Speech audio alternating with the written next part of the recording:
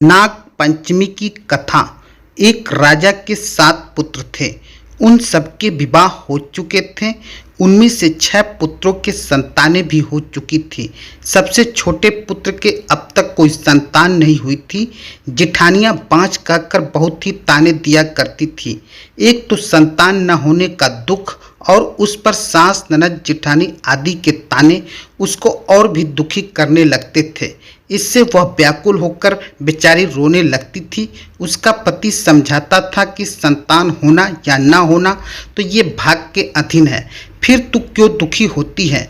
वह कहती, सुनते हो सब लोग बाँच बाँच कहकर मेरी नाक में दम किए हुए हैं। पति बोला, दुनिया बकती है तो बकने दे, मैं तो कुछ नहीं कहता हूँ, तू मेरी ओर ध्यान दे और दुखों को छोड़कर प्रसन्न रह।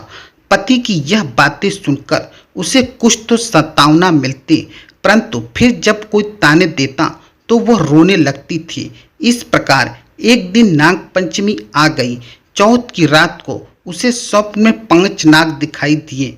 उनमें से एक ने कहा, अरे पुत्री, कल नाग पंचमी है, तू अगर हमारा पूजन करे तो तुझे पुत्र रत्न की प्राप्ति हो सकती है।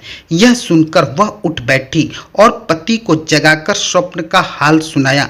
पति ने कहा, यह कौन सी बड़ी बात है। 5 नाग अगर दिखाई दिए हैं तो 5 की आकृति बनाकर उसका पूजन कर देना। नाग लोग ठंडा भोजन ग्रहण करते हैं, इसलिए उन्हें कच्चे दूध से प्रसन्न करना।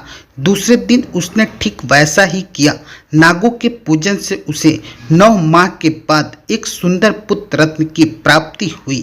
Thanks for watching my video. Please like, comment and subscribe.